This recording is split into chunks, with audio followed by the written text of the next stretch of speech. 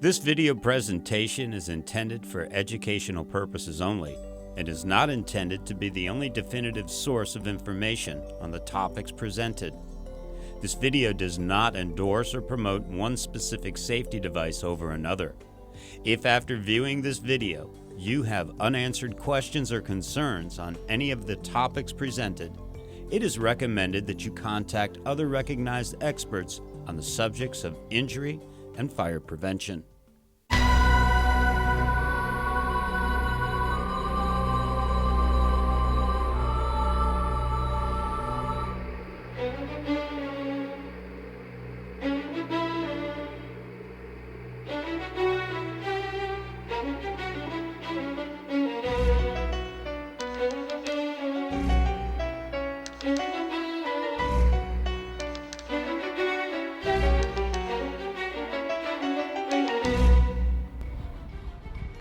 Hi, welcome to Crossing the Line, Palm Beach County Fire Rescue's Community Information Program. I'm your host, Elise Weintraub-Brown. On today's segment, we're going to be featuring lots of safety tips about pool safety, spa safety, and water safety in the home. Let's watch.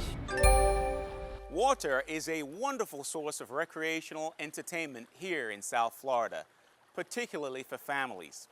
However, to make sure that such enjoyment doesn't turn tragic, the Drowning Prevention Coalition of Palm Beach County encourages you to follow the ABCs of water safety to stay safe in and around water. Even though Palm Beach County has 47 miles of beaches, it also has 125 miles of rivers, canals, and lakes. This particular video, however, will focus on water safety in pools, spas, and also inside the home. But before we head back to class about the ABCs of water safety, it's important to understand what happens to the human condition during a water-related incident. For answers, we asked Dr. Schultz, Director of the Pediatric Intensive Care Unit at St. Mary's Medical Center in West Palm Beach, Florida, for his help. What ends up happening initially is what we call laryngospasm, and that's the closing off of the airway. And in about 10 to 15% of patients who have what we call a submersion injury, which is a drowning experience, we call that a dry drowning, which means that they don't get any water into their lungs, but they don't get any oxygen into their body. The other 85 to 90% of patients who come in, they come in as a wet drowning, meaning they just swallow a lot of water into their lungs and they drown that way. Either way, what ends up happening with these patients is that they suffer injury because they're not getting oxygen to their body. More specifically, they don't get any oxygen to their brain.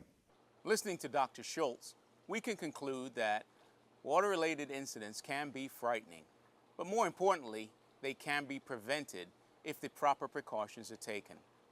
By following the ABCs of water safety, you and your family can continue to enjoy water-related activities around the pool, the spa, and inside the home.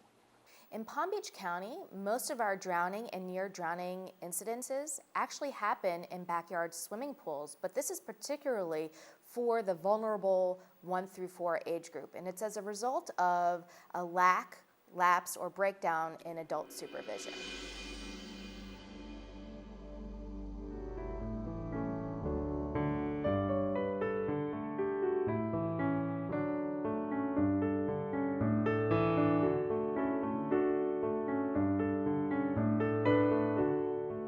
Jordan was feisty, very demanding, and he was one of those boys that I wanted my way, and that's the way it's gonna be. He loved baseball. He grew up around it. From the time he could walk, he had a baseball bat in his hand too. It's funny how he never got to play an actual game. But Jordan also had the love of water. Always, constantly, he had to be near water. They started to navigate the water early. We just started swimming lessons. We had things going on at the baseball field, which I was volunteering. I was doing registration and all that. The big boys were with me. Jason and Jordan went with a friend. And lunchtime, they came back to me. We hung out at the park, and as my friend was leaving, they wanted to go back home with him. And it was an extremely hot day. They've been at my friend's house many times, so to me, it was no big deal.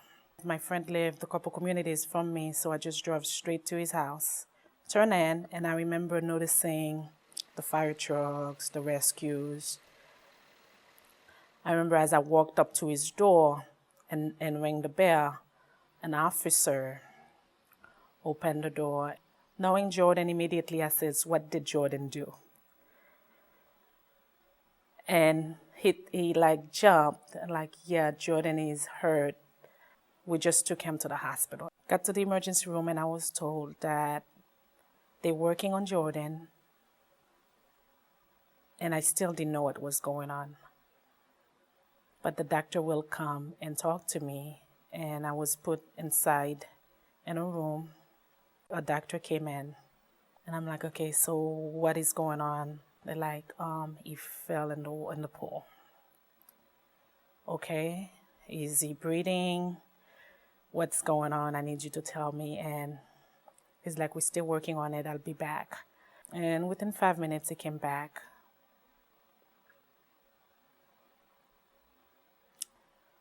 And said, "Jordan's dead. He's gone."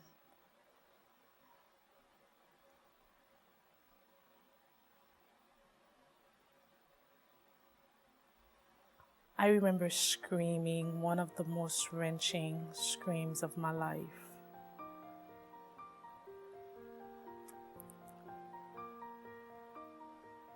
And all I wanted at that moment was to be in that room with Jordan.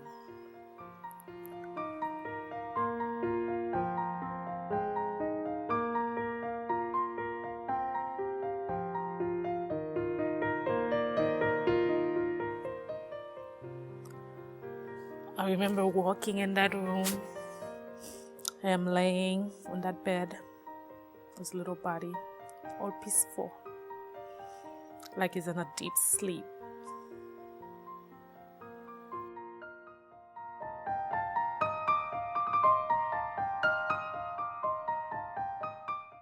His body was still warm. I remember holding him, begging him to come back.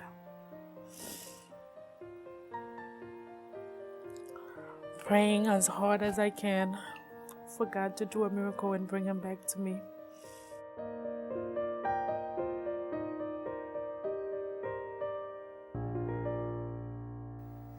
Surette's story is unfortunately all too common, but we also need to remember that many drowning and near-drowning incidences happen at pool parties or barbecue where there's lots of adults and children that are in a swimming pool. And this is as a result of a lapse or breakdown in adult supervision. Liam, you want to come over to the pool? To maintain adult supervision at all times, the Drowning Prevention Coalition of Palm Beach County actually recommends having a water watcher around the pool area if you're at a barbecue or a pool party where there's lots of adults and lots of children.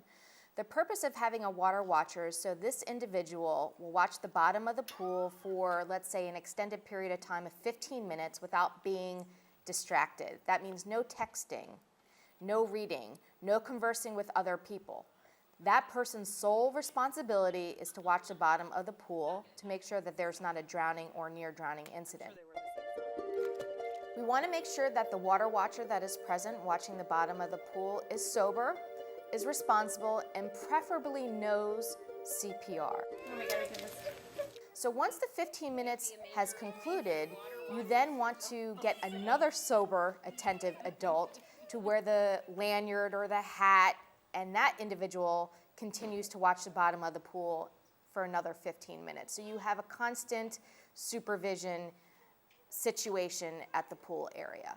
It's also important to remember that there are water hazards that exist inside the home. You have bathtubs, buckets, toilets, even showers and sinks that can be considered water hazards. And when they're filled with water, they can be very dangerous to young children.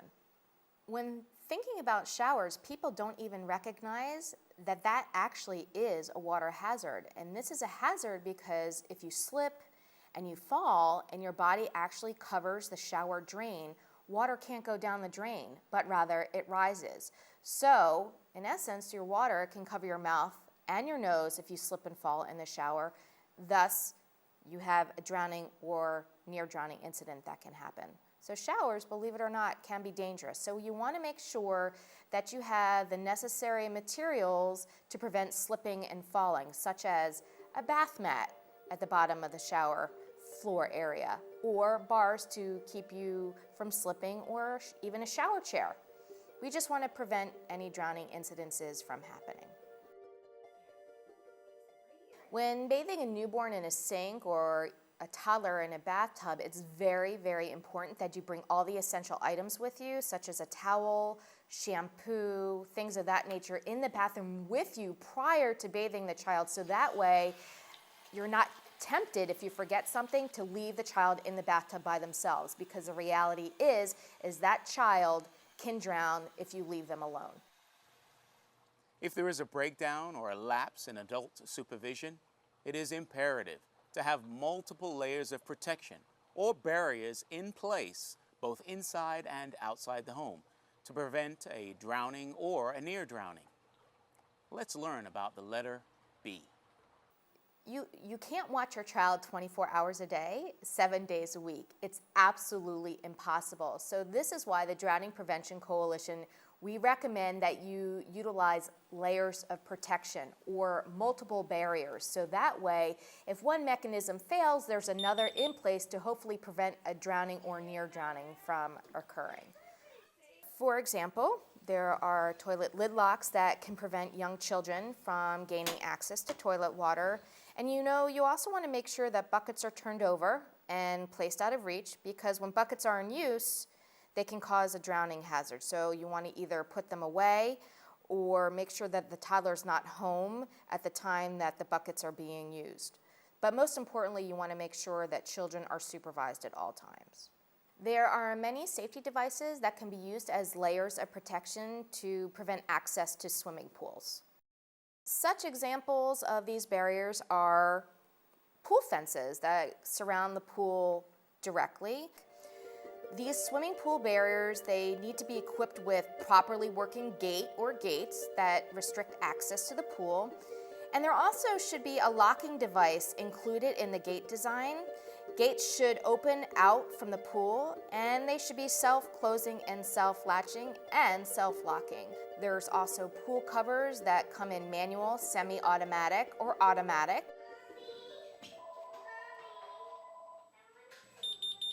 There's also alarms on doors and windows and gates that access the pool area. And there are pool alarms that actually attach to the side of the pool and are partially submerged to detect disturbances in the water. And there's also a laser perimeter pool alarm, so if the laser is breached around the pool, an alarm goes off. And there's also other safety devices that include wrist alarms that go around the child's wrist, so if that child's wrist touches water, an alarm goes off. Many homes have spas and hot tubs, and this in and of itself is another water safety hazard. Their circulation pumps have strong suction and therefore can cause body entrapment, hair entanglement, which can result in a drowning or near drowning. So to prevent such occurrences, you want to make sure that you have a qualified pool professional install the proper drain covers. In addition, we recommend that spas and hot tubs have a dual main drain system that cuts off entrapping suction and or an emergency shutoff for the pump when there is a blockage that is detected.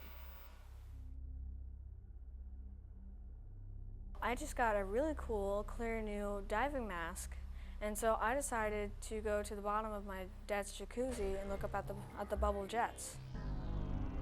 Trying to get deeper to them into the jacuzzi to get a better view, my back completely covered the pool drain. I heard a small, I was completely sucked on. I was trying to yank myself up, but I couldn't get off. Well, I was half panicking, half scared, but at the same time, I was almost paralyzed. I thought I was going to die. My friends wonder where I am, and so they find me in the jacuzzi. There's two of them. And so they put their hands in and wave, hi, hi. I immediately grabbed their wrists, and so I grabbed onto them as hard as I could. They tried to pull back like several times, but they couldn't get me off. That's when they realized what was happening, and then I could hear their voices screaming that I was drowning. And that's when my father came. My father and his friend had to pull me off. I felt like, one, I couldn't breathe, and two, my ribs were being pulled apart. It was horrible. The bruise on her back just took my breath away. It was massive. It was the size of her back, frankly, and it was all the perfect marks of the drain. You could see the crack where the drain had cracked open. That was in her back, and every little line and it was all in blood, right, sucked to the front of her skin. I wouldn't have thought it would be strong enough to do that to her, but frankly, it's strong enough to do it to me. I would say that you could have at least 500 pounds of pressure on a swimming pool main drain. Obviously, permanent scarring from being stuck down on the main drain so long because it has so much suction on it, it just sucks all your skin. You can get broken bones, you can get limb entrapment, hair entrapment, evisceration, obviously, which is disembowelment.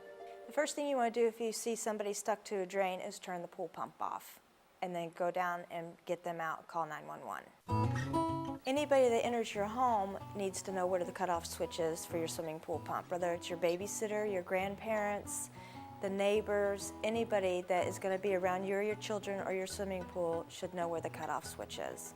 So you need to mark it and make sure everybody knows how to turn the swimming pool pump off. If you don't currently know where your shutoff switch for your swimming pool pump, then you need to learn where it is, because if somebody gets stuck down on the main drain, the only way you're going to get them off is to turn it off. It's not a law yet, but they also have swimming pool pumps that have an SVRS, which is a safety vacuum release system on it. It's really good on homeowners' pools that have main drain covers. If anything gets stuck on the main drain, this pump has the ability to automatically shut off, to where regular pool pumps do not have that ability. The commercial pools are already in compliant because they have to, because a law has passed. So they either have to have an SVRS pump put on or some kind of safety release vacuum system, or a gravity-fed system to where you don't have to worry about suction. But it's our homeowners that we need to worry about, and it's the residential pools and the pools in your backyard and the pools in my backyards. They need to get Virginia Graham-Baker Act compliant main drain covers put on their pools, and also get, if they have a single main drain, they need to have a backup system such as an SVRS pump put on their system. So if anything does get stuck on the drain cover, the pump will automatically shut off. In order to help stop suction entrapment in a spa, it's the same thing as a swimming pool. You have to put approved main drain covers on it, and you want to have some kind of SVR system on the spa if you only have a single main drain. Other than the swimming pool main drain, you have two other suction entrapment possibilities. One would be the skimmer, which is cut in the deck.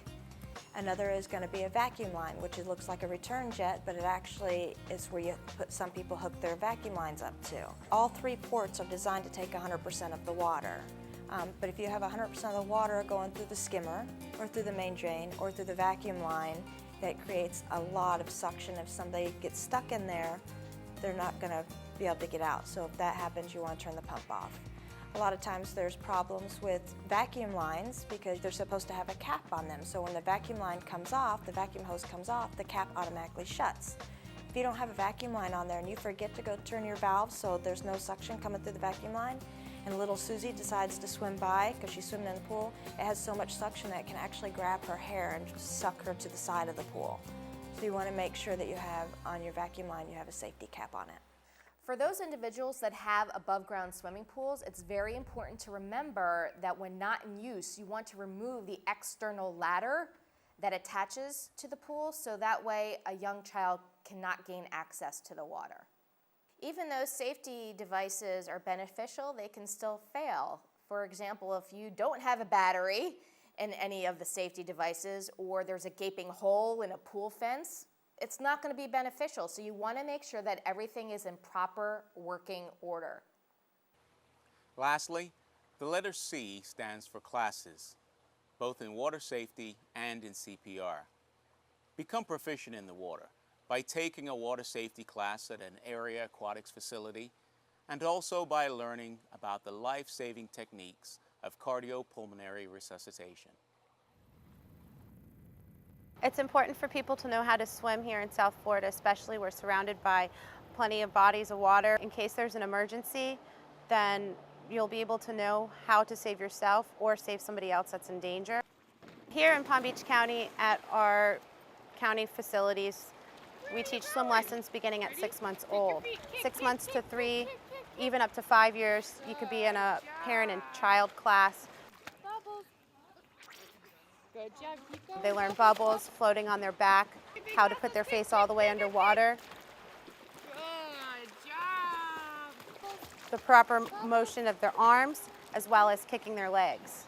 I think when a parent decides that their child needs swim lessons, they should do their research. Many facilities do many different types of lessons.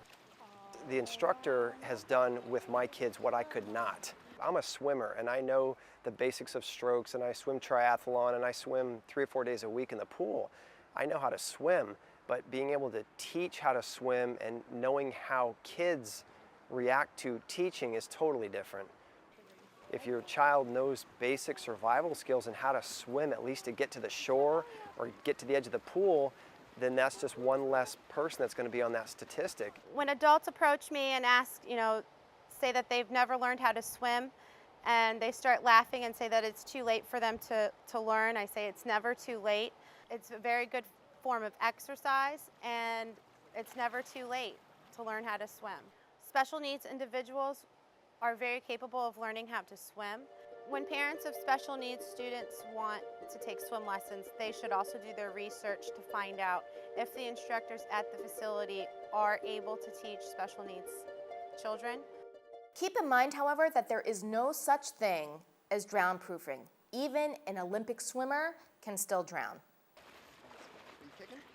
Learning how to swim is never a guarantee that a drowning or near drowning won't happen.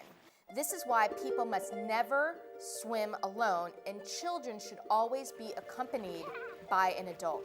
This way, if one person gets into trouble, there is another to assist in case of an emergency. Constant adult supervision, eye-to-eye contact, especially for young children, is the best prevention against drowning. Wearing a properly fitted U.S. Coast Guard approved life jacket when one doesn't know how to swim can definitely help prevent a drowning or near drowning from occurring. Don't be fooled by floaties or even those bathing suits that are made with the foam inserts for buoyancy purposes. These are not recommended by aquatic experts to help a child learn how to swim. They are considered extremely dangerous because they give the child and parent a false sense of security, and it teaches the improper way for a child to stay above water. Would you know what to do, however, if you found somebody struggling in the water? First, you want to call 911 or run and get help. 2, you want to reach or throw an object out to that person to keep them above water.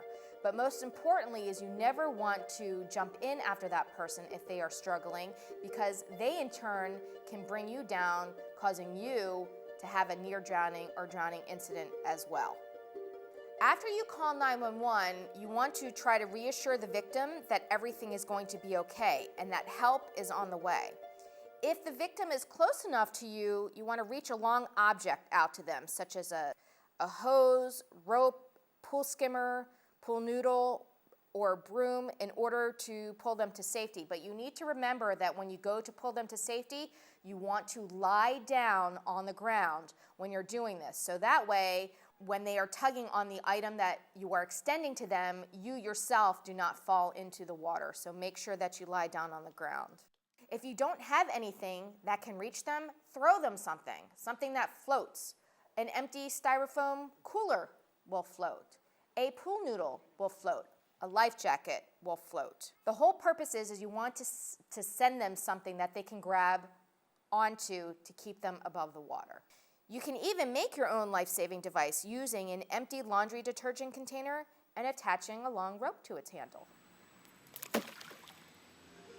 If the victim is motionless in the water, you want to call 911, run or yell for help, and then retrieve the victim and perform cardiac pulmonary resuscitation or CPR until paramedics arrive. You're only going to do CPR on someone who appears to be lifeless, or better known as sudden cardiac arrest. For any reason, if the heart stops and the breathing stops, CPR should be started. CPR stands for cardiopulmonary resuscitation. CPR basically is circulating blood around the body by squeezing down on someone's chest, thus squeezing the heart, and also giving artificial breath for a person who's not breathing. CPR should be the first thing after calling 911. You do it by simply locking your elbows of your arms and pressing on the middle of the chest between the imaginary nipple line, and after 30 compressions, pinching the nose, tilting the head, and giving 2 breaths to get air with some oxygen into their lungs. People who want to learn CPR can call their local fire rescue department, the American Heart Association office, the American Red Cross office, and find training centers that offer training programs to the general public. Learning CPR is vitally important. In the precious few minutes it takes for our 911 responders to arrive at your location where someone has gone into sudden cardiac arrest, it's not acceptable that nothing be done. CPR must be performed in order to save lives. To learn more about the various types of pool safety devices mentioned in this video, it's recommended that you research the internet. If you would like more information on where to find water safety and CPR classes in your area, or if you have a general safety question, please feel free to call the Drowning Prevention Coalition of Palm Beach County at area code 561-616-7068. To be safe in and around water, follow the ABCs of water safety. A, adult supervision. B, barriers. And C, classes in water safety and in CPR. You could save a life. Don't go anywhere. We'll be right back with more water safety after this short break. Whether you have a pool or enjoy a day at the beach or time at the lake, constant supervision is what we need to do to protect our children from drowning. In the United States, drowning is the leading cause of accidental death to children under the age of 4. We recommend using layers of protection or barriers to the pools, such as extra door locks, door alarms, and pool fences. Visit our friends at floridasafepools.org. Pool and spa drains are children enticements, but they can cause bodily harm if they are broken devices. Have a pool professional come and look to make sure that your drains are safe and by the book. The third leading cause of drowning in Palm Beach County are cars that go into canals and occupants floundering. So know what to do if you're ever in doubt. Remember, seatbelt off, windows open, children go, and driver out.